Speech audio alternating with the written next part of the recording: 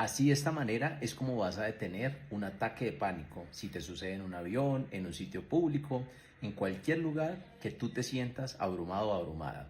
Es muy sencillo. Vas a respirar por tu nariz y vas a exhalar, pero con un sonido. ¡Bum!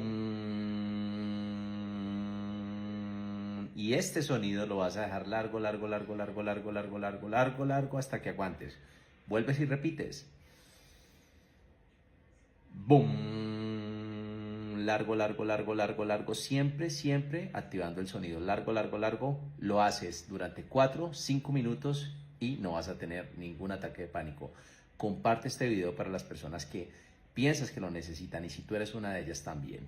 Y escribe bajo este video de ansiedad si quieres recibir más contenido o quieres que te ayude en una mentoría personalizada. Hazlo y cuéntame debajo de este video tu testimonio.